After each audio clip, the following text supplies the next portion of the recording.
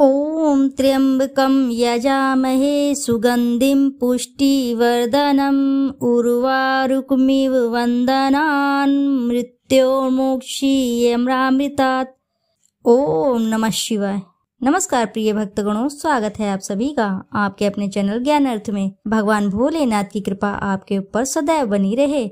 श्रोताओं, आज की इस वीडियो में आप रसपान करेंगे पौष मास में सोमवार की पावन एवं पौराणिक व्रत कथा, जिसके रसपान से साधक के सभी मनोरथ शीघ्र ही पूर्ण हो जाते हैं और साथ ही भगवान शिव जी की अपार कृपा की प्राप्ति होती है। यदि आज आपने व्रत रखा है तो भी, नहीं रखा है तो भी, इस कथा का रसपान करने मात्र से आपके ऊपर भगवान शिव जी की कृपा सदैव बनी रहेगी।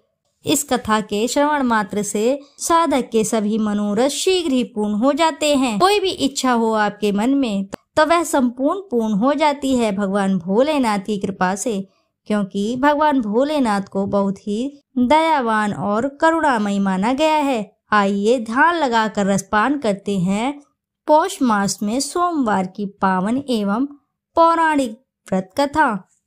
सोमवार के व्रत कथा के अनुसार अमरपुर नगर में एक धनी व्यापारी रहता था। दूर दूर तक उसका व्यापार फैला हुआ था। नगर में उस व्यापारी का सभी लोग मान सम्मान करते थे। इतना सब कुछ होने के बावजूद भी वह व्यापारी अंतर्मन से बहुत ही दुखी था, क्योंकि उस व्यापारी का कोई भी पुत्र नहीं था। इसी चिंता में वह अंदर ही अंदर घुटता रहता था और उसे हमेशा यह चिंता सताती रहती थी। दिन रात उसे एक ही चिंता सताती रहती थी, उसकी मृत्यु के बाद उसके इतने बड़े व्यापार और धन संपत्ति को कौन संभालेगा, सारा भार कौन संभालेगा। पुत्र पाने की इच्छा से वह व्यापारी प्रति सोमवार भगवान शिव की व्रत पूजा किया करता था। संध्या काल को व्यापारी शिव मंदिर में जाकर भगवान शिव के सामने घी का दीपक जलाया करता था। उस व्यापारी की भक्ति को देखकर एक दिन पार्वती ने भगवान शिव से कहा, हे प्राणनाथ, यह व्यापारी आपका सच्चा भक्त है। कितने दिनों से यह सोमवार का व्रत और पूजा नियमित कर रहा है। भगवान, आप इस व्यापारी की मनोकामना अवश्य ही पूर्ण करें। यह आपकी जिम्मेदारी है। आपको इसकी मनोकामना शीघ्र ही पूर्ण करनी चाहिए। भगवान शिव ने मुस्कुराते हुए कहा, हे पार्वती, इस संसार में सबको उसके कर्म के अनुसार फल की प्राप्ति होती है। प्राणी जैसा कर्म करते हैं उन्हें वैसा ही फल प्राप्त होता है। इसके बावजूद पार्वती माता नहीं मानी। उन्होंने आग्रह करते हुए कहा, नहीं प्राणनाथ, आपको इस व्यापारी की इच्छा पूरी ही करनी पड़ेगी। यह आपका अनन्य भक्त है। प्रति सोमवार आपका विधिवत व्रत कर रखता है और पूजा अर्चना के बाद आपको भोग लगाकर एक समय भोजन ग्रहण करता है। आपको इसे पुत्र प्राप्ति का वरदान देना ही होगा। पार्वती का इतना आग्रह देखकर भगवान शिव ने कहा, तुम्हारे आग्रह पर मैं इस व्यापारी को पुत्र प्राप्ति का वरदान देता हूँ, लेकिन इसका पुत्र 16 वर्ष से अधिक जीवित नहीं रहेगा। उसी रात भगवान शिव ने स्वप्न में उस व्यापारी को दर्शन देकर उसे पुत्र प्राप्ति का वरदान दिया और उसके पुत्र के 16 वर्ष तक जीवित रहने की बात भी बताई। भगवान के वरदान से व्यापारी को खुशी तो हुई, लेकिन पुत्र की अल्पायु की चिंता ने उस खुशी को नष्ट कर दिया। व्यापारी पहले की तरह सोमवार का विधिवत व्रत करता रहा। कुछ महीने पश्चात उसके घर अति सुंदर पुत्र उत्पन्न हुआ। पुत्र जन्म से व्यापारी के घर में खुशी भर आई। बहुत धूमधाम से पुत्र जन्म का समारोह मनाया गया। व्यापारी को पुत्र जन्म की अधिक खुशी नहीं हुई, क्योंकि उसे पुत्र की अल्प आयु के रहस्य का पता था। यह रहस्य घर में किसी को नहीं मालूम था। विद्वान ब्राह्मणों ने उस पुत्र का नाम अमर रखा था। जब अमर 12 वर्ष का हुआ तो शिक्षा के लिए उसे वाराणसी भेजने का निश्चय हुआ। व्यापारी ने अमर के मामा दीपचंद्र को बुलाया और कहा कि मेरे अमर को शिक्षा प्राप्त करने के लिए वाराणसी छोड़ आओ। अमर अपने मामा के साथ शिक्षा प्राप्त करने के लिए चल दिया। रास्ते में जहाँ भी अमर और दीपचंद रात्रि विश्राम के लिए ठहरते, वहीं यज्ञ और ब्राह्मणों को भोजन कराते थे। लंबी यात्रा के बाद अमर और दीपचंद्र एक नगर में पहुंचे। उस नगर में राजा की कन्या के विवाह की खुशी में पूरे नगर को सजाया गया था। निश्चित समय पर बारात आ गई, लेकिन वर का पिता अपने बेटे के एक आंख से काने होने के कारण बहुत चिंतित था। उसे इस बात का भय सता रहा था कि राजा को इस बात का पता चलने पर कहीं वह विवाह से इनकार न कर दे, इससे उसकी बदनामी होगी। वर के पिता ने अमर को देखा तो उसके मस्तिष्क में एक विचार आया। उसने सोचा, क्यों न इस लड़के को दूल्हा बनाकर राजकुमारी से विवाह करा दूं। विवाह के बाद इसको धन देकर विदा कर दूंगा और राजकुमारी को अपने नगर में ले आऊंगा। वर के पिता ने इसी संबंध में अमर और दीपचंद से बात की। दीपचंद ने धन मिलने के लालच में वर के पिता की बात स्वीकार कर ली। अमर को दूल्हे के वस्त्र पहनाकर राजकुमारी चंद्रिका से विवाह करा दिया गया। राजा ने बहुत सा धन देकर राजकुमारी को विदा किया। अमर जब लौट रहा था तो सच नहीं छिपा सका और उसने राजकुमारी के चुन्नी पर लिख दिया सारी बात जो घटित हुई थी। राजकुमारी चंद्रिका, तुम्हारा विवाह तो मेरे साथ हुआ था। मैं तो वाराणसी में शिक्षा प्राप्त करने जा रहा हूँ। अब तुम्हें जिस नवयुवक की पत्नी बनना पड़ेगा वह कान्हा है। जब राजकुमारी ने अपनी ओढ़नी पर लिखा हुआ पढ़ा तो उसने काने लड़के के साथ जाने से इनकार कर दिया। राजा ने सब बातें जानकर राजकुमारी को महल में रख लिया। उधर अमर अपने मामा दीपचंद के साथ वाराणसी पहुंच गया। अमर ने गुरुकुल में पढ़ना शुरू कर दिया, अपनी शिक्षा ग्रहण करनी शुरू कर दी। जब अमर की आयु 16 वर्ष हुई तो उसने एक यज्ञ किया। यज्ञ की समाप्ति पर ब्राह्मणों को भोजन कराया और खूब अन्न वस्त्र दान किए। रात को अमर अपने शयन कक्ष में सो गया। शिव के वरदान के अनुसार शयन व्यवस्था में ही अमर के प्राण पखेरु उड़ गए। सूर्योदय पर मामा अमर को मृत देखकर रोने पीटने लगा।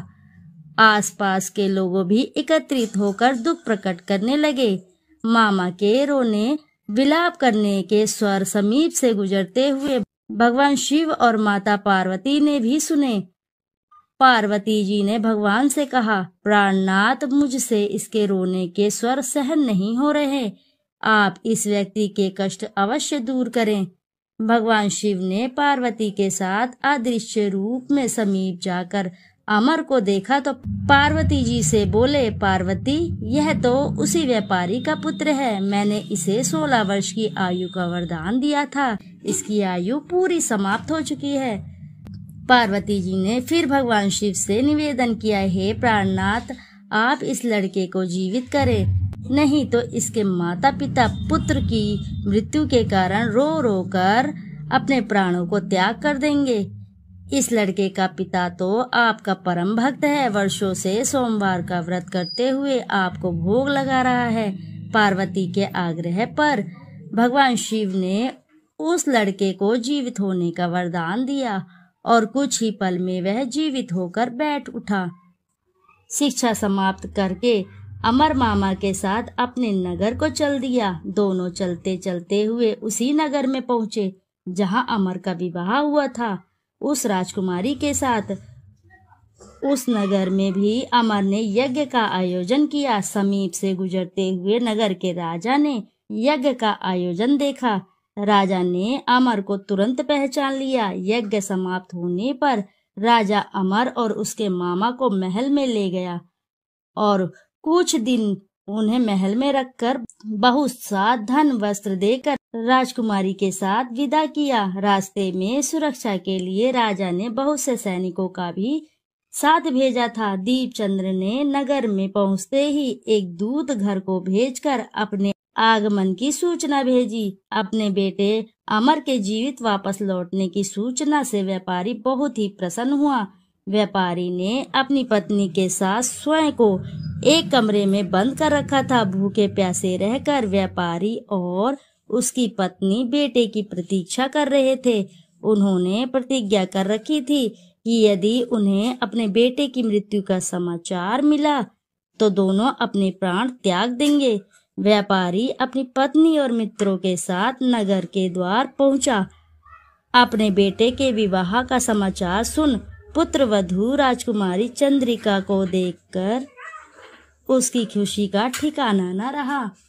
उसी रात भगवान शिव ने व्यापारी के स्वप्न में आकर कहा, हे श्रेष्ठी, मैंने तेरे सोमवार के व्रत और व्रत कथा सुनने से प्रसन्न होकर तेरे पुत्र को लंबी आयु प्रदान की है। व्यापारी बहुत ही प्रसन्न हुआ।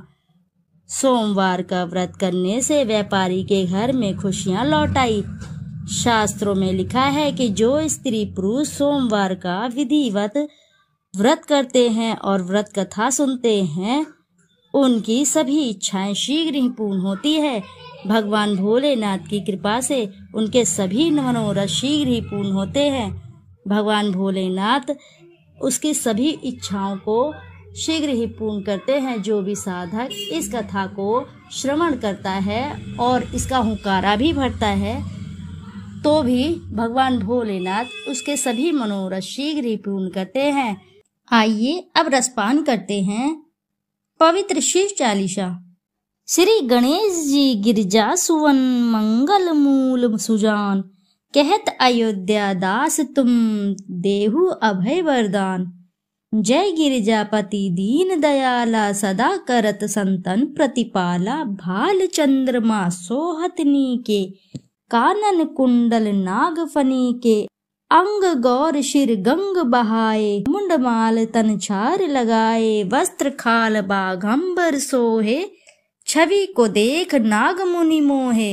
मैना मातु की है दुलारी, बाम अंग सोहत छवि न्यारी। कर त्रिशूल सोहत छवि भारी, करत सदा शत्रुन क्षयकारी। नंदी गणेश सोहे तनहा कैसे, सागर मध्य कमल है जैसे। कार्तिक श्याम और गणराऊ, या छवि को कही जात न काऊ। देवी जबहि जाय पुकारा, तबहि दुख प्रभु आप निवारा। किया उपद्रव तारक भारी, देवन सब मिली तुम्हीं जुहारी। तूरत षडानंद आप पठायु, लब निमेष महामारी गरायु। आप जलंधर असुर संहारा, जयश तुम्हारे विदित संहारा। त्रिपुरासुर सन युद्ध मचाई, सबहि कृपा कर लीन बचाई। किया तपहि भागीरथ भारी, पुर प्रतिज्ञा तसु पुरारी। दानिन मम तुम स्वम कोहु नाही, सेवक स्तुति करत सदाही। वेद नाम महिमा तब गाई, अखत अनादि वेद नहीं पाई। प्रगट उदती मंथन में ज्वाला, जरे सुरासुर भय विहाला। कीन दया तम करी सहाई, नीलकंठ तब नाम कहाई। पूजन रामचंद्र जब कीन्हा, जीत के लंक विभीषण दीन्हा। सहस कमल में हो रहे धारी, कीन्हा परीक्षा तब ही पुरारी। एक कमल प्रभु राखेउ जोही, कमल नयन पूजन चम सोही। कठिन भक्ति देख प्रभु शंकर, भय प्रसन्न दिए इच्छित वर। जय जय अनंत अविनाशी, करत कृपा सबके घटवासी। दुष्ट सकल नित मोहि सतावे, ब्रह्मत रहे मोहि चैन न आवे। त्राही त्राही मैं नाथ पुकारू, यही अवसर मोहि आन उबारू।